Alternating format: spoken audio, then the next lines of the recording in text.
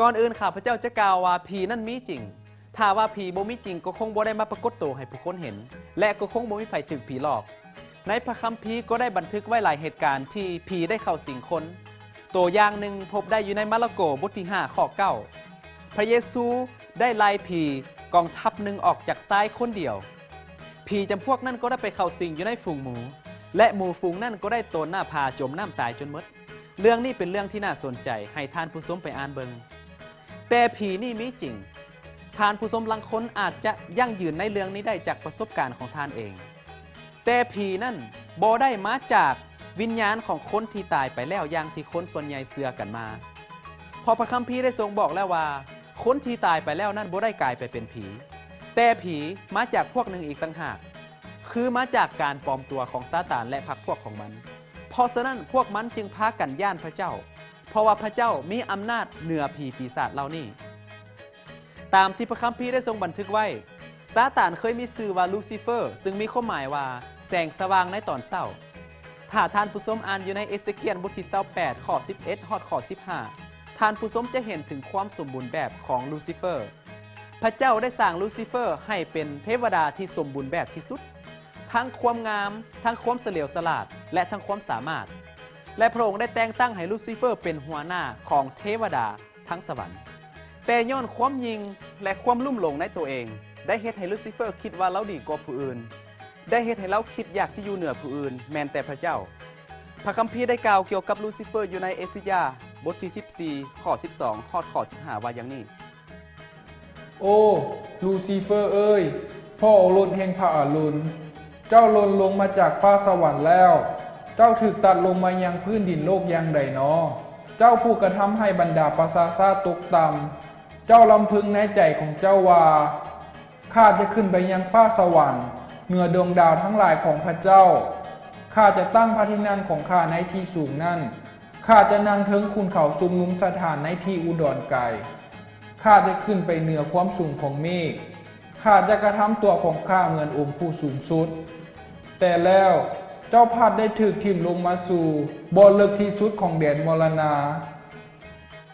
เพราะการอยากจะอยู่เหนือพระเจ้าลูซิเฟอร์จึงได้ไปหลอกลวงเทวดาตัวอื่นๆเพื่อเหตุการณ์กบฏต่อพระองค์มันได้ไปออยใจเอาเทวดาตัวอื่นๆที่ใกล้ชิดกันกับมันและได้ต่อสู้กับพระเจ้าลูซิเฟอร์ได้กลายเป็นซาตานหรือว่าพญามารในพระคัมภีร์พระนิมิตบทที่12ข้อ7ฮอดข้อ9ได้บันทึกอย่างนี้ขณะนั้นได้เกิดสงครามขึ้นในฟ้าสวรรค์มีข้าเองกับเทพบริวารของตุนได้สู่รบกับพญานาค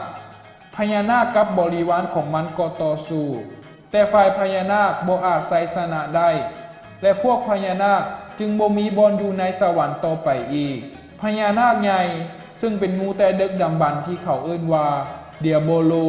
และซาตานผู้หลอกลวงมนุษย์ทั้งโลกก็ถูกสัตว์ทิ่มลงเสียพญานาคกับบริวารของมันก็ถูกทิ่มลงแผ่นดินโลกในที่สุดพระเจ้าก็ได้ไล่ซาตานและพรรคพวกของมันออกจากสวรรค์มาอยู่ในโลกและในปฐมกาลบทที่3เขาก็ได้เห็นว่ามันได้ปลอมตัวเป็นงูมาหลอกลวงนางเอวาให้เฮ็ดผิดคำสั่งของพระเจ้าโดยการกินหมากไม้ที่พระเจ้าห้ามซาตานและพวกของมันนี่แหละที่ปลอมตัวเป็นผีปีศาจและสิ่งที่น่าย่านต่างๆเพื่อหลอกลวงมนุษย์ให้ย่านกลัวมันสามารถปลอมตัวเป็นไผก็ได้ตามความจริงแล้วมารพวกนี้งามเป็นตาเบิงกว่าดาราหนังอีกหลายเท่า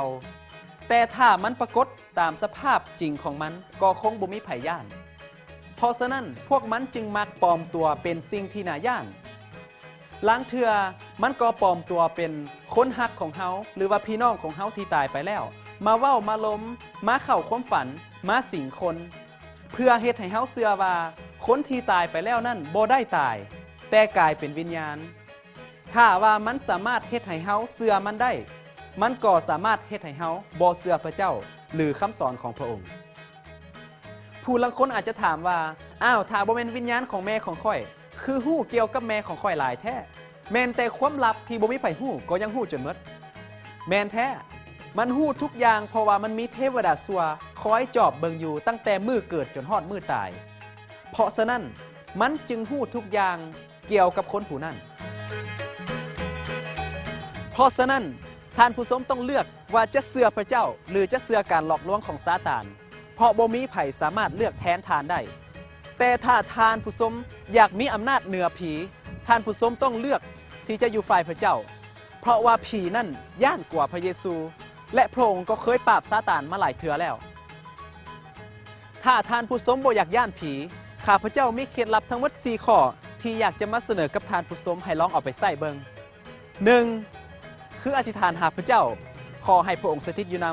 ำ 2. คือออกพระนามของพระเยซูเมื่อทานถึกผีหลอกหรือเมื่อทานย่านผี 3. คือให้เซาเบิงหนังผีเพราะสิ่งนี้เป็นการหลอกลวงของซาตานและแหงจะเฮ็ดให้ท่านผู้ชมย่านผีขึ้นเติมและ